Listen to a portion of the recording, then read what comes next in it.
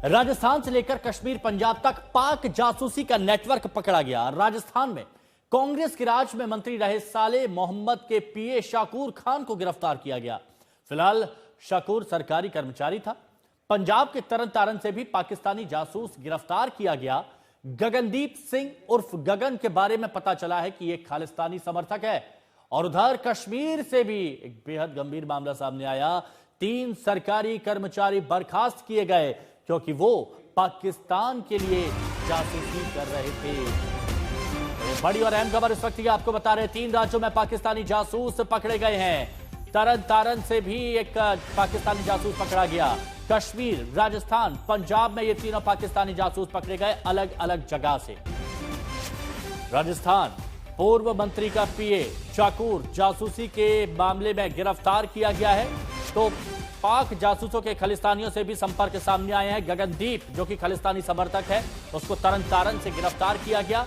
और जम्मू कश्मीर पुलिस ने 3 लोगों को बर्खास्त किया।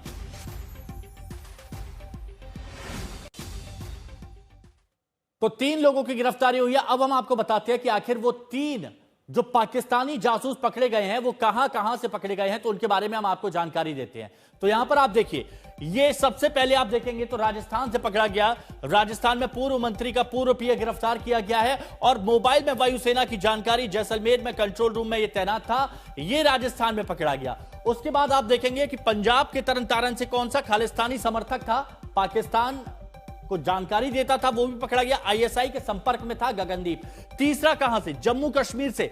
और जम्मू कश्मीर में क्या होता है, 3 सरकारी कर्मचारी जासूस थे और एलजी ने इनको बर्खास्त किया। तो आप देखिए कि ये वो लोकेशन है जहां से पकड़े गए हैं। सबसे पहले राजस्थान, और ये तीनों आप देखेंगे ये सीमा से लगे हुए हैं। ये सीमा से लगे हुए हैं और यहां से जानकारी पाकिस्तान तक पहुंचाई जा रही थी और उसके बाद इन पर कार्रवाई की गई है। इनको गिरफ्तार किया गया है। इनसे पूछताछ की जा रही है कि क्या क्या जानकारी यहां पर दी गई है। तो राजस्थान में कांग्रेस सरकार में मंत्री रहे साले मोहम्मद खान के पीए शाकूर खान को जासूसी के आरोप में गिरफ्तार कर लिया गया। 4 दिनों की पूछताछ के बाद आज सुबह ऑफिशियल सीक्रेट एक्ट के तहत शाकूर खान को गिरफ्तार किया गया है।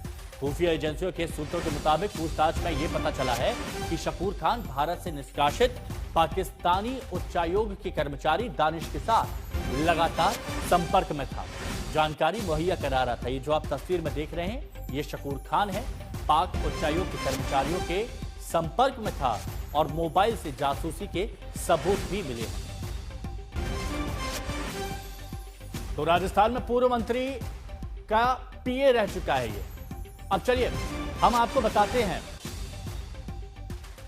कि इस पूरे मामले में अभी तक क्या कुछ सामने आया है और यह आपके लिए जानना बहुत ज्यादा जरूरी है। तो पूर्व मंत्री का पीए शाकूर, जिसके बारे में हमने आपको बताया, अब भारतीय सेना और वायुसेना के सीक्रेट इसकी तरफ से लीक किए गए हैं। कहां? पाकिस्तान में पहुंचाए गए हैं। ऑपरेशन सिंदूर के वक्त कंट्रोल रूम में यह तैनात था और वहां से जो जानकारी है, यह जानकारी ये सीक्रेट पाकिस्तान पहुंचा रहा था। पाकिस्तान उच्चायोग के अफसर दानिश के संपर्क में था। दानिश वो सूत्रधार जहां पर सारी कड़ियां आके जुड़ जाती है, उसके संपर्क में था और पाकिस्तानी खुफिया अफसरों से शाकूर लगातार बात करता था, जानकारी उनको मुहैया कराता था। क्या कुछ मूवमेंट हो रही है, क्या कुछ खबर है, वो खबर पाकिस्तानी खुफिया अफसरों से तुरंत वो साझा करता था और उन तक पहुंचाता था। पूर्व मंत्री का पीए, जिसके कई नेटवर्क हैं, कई जान पहचान है और सरहद के किनारे की हर एक हलचल, हर एक मूवमेंट पाकिस्तानी खुफिया अफसरों तक ये पहुंचाया जा रहा था। अब एक तस्वीर ये बहुत खास है। ये तस्वीर क्यों खास है कि जब इसको कोर्ट में पेश किया गया तो जितने भी ये वकील थे उन्होंने नारेबाजी की है। सुनिए जरा।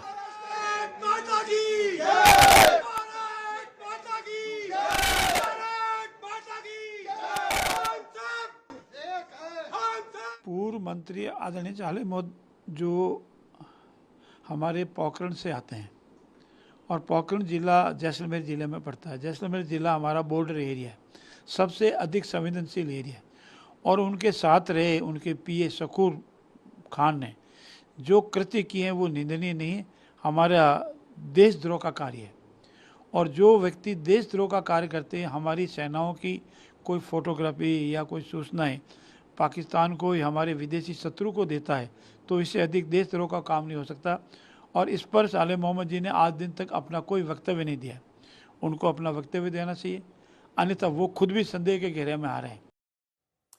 और शरद कुमार हमारे सहयोगी हमारे साथ जुड़े, सीधे उनका रुख करते हैं। शरद, अभी तक क्या जानकारी सामने आ पाई है, क्योंकि बहुत अहम मामला है ये। हर एक जानकारी ऑपरेशन सिंदूर की अगर पाकिस्तान तक ये पहुंचा रहा था तो अकेला नहीं होगा ये, और भी कई इसके सूत्रधार होंगे। बिल्कुल हिमांशु, पाकिस्तानी दूतावास में इसके दो हैंडलर थे, एहसान उर रहमान उर्फ दानिश और सोहेल कमर। सोहेल कमर और दानिश के जरिए ये लगातार पाकिस्तानी दूतावास के संपर्क में था और वहां पर आईएसआई के लोगों से बातचीत कर रहा था। ये 7-8 बार पाकिस्तान जा चुका है और बिना बताए सरकारी कर्मचारी होने के बावजूद, चूंकि पूर्व मंत्री सालेह मोहम्मद का दबदबा है उस पूरे इलाके में कांग्रेस की वजह से, क्योंकि अशोक गहलोत जैसे नेता और गांधी परिवार के लोग भी, गाजी फकीर जो कि खुद भी हिस्ट्री सीटर था, उसके घर जाते थे तो वो ऊपर बैठता था, ये नीचे बैठते थे, पीर पगारा सेक्ट के होने की वजह से। और पीर पगारा सेक्ट के सारा काम ये जैसलमेर इलाके का पाकिस्तान का यही देखता था। इसने बहुत पैसे भी पाकिस्तान भेजे हैं। ऑपरेशन सिंदूर के बाद 2 अकाउंट भी, बैंक अकाउंट भी बंद किए हैं, ऐसा कहा जा रहा है। और इसके मोबाइल में जो जानकारियां मिली हैं वो निश्चित रूप से इसके पास नहीं होने चाहिए थे, क्योंकि आप कैबिनेट मंत्री होते हो किसी सरकार में, तो उन तमाम जगहों पर जाते हो जो सामरिक महत्व की चीजें होती हैं, वहां से उन चीजों को मोबाइल में उसका रखने का क्या मतलब है, इसका जवाब नहीं दे पा रहा है। कई इंटेलिजेंस एजेंसियों के अधिकारियों के संपर्क में रहा, उनसे बातचीत की, उस नंबर की डिटेल नहीं दे रहा है। और जो पूर्व मंत्री है सालेह मोहम्मद, वो जैसे ही इसकी गिरफ्तारी हुई और दिल्ली रवाना हो गए, वहां से हज के लिए रवाना हो गए। अब ये पूछताछ में देखिए कह तो रहा है, लेकिन कितना सच है कितना झूठ है, हमारे सूत्रों के अनुसार पूछताछ में इसने बताया है कि कांग्रेस सरकार के पूर्व मंत्री सालेह मोहम्मद की ने पाकिस्तान में संपत्तियां भी खरीदी हैं, घर भी खरीदा है। पता नहीं इसमें कितनी सच्चाई है, जांच के बाद पता चलेगा। ये जांच का विषय है, और खुफिया एजेंसी जब पूछती है तो जवाब तो फिर देना ही पड़ेगा। बने रहिए आप हमारे साथ। तो उधर राजस्थान में नेता प्रतिपक्ष टीकाराम जूली, जिसका जिक्र अभी हो रहा था, उन्होंने कहा है कि जांच निष्पक्ष होनी चाहिए। भारतीय जनता पार्टी तो जो मर्जी जो बात बोल सकती है, उनको तो लाइसेंस मिला हुआ है, जो मर्जी आरोप जिस पे लगा दे। लेकिन एजेंसियों ने पकड़ा है, एजेंसी उसकी निष्पक्ष रूप से जांच करें और जो भी दोषी है उसके खिलाफ कार्रवाई करें। हम एजेंसियों के सहयोग करने के लिए तैयार हैं, हम जहां भी वो मदद चाहें वो मदद के लिए तैयार हैं। लेकिन जांच जो है वो पारदर्शी तरीके से होनी चाहिए। हम किसी का भी कोई ये नहीं, कोई गलत काम करता है उसका कांग्रेस कोई पक्षधर है, कतई नहीं।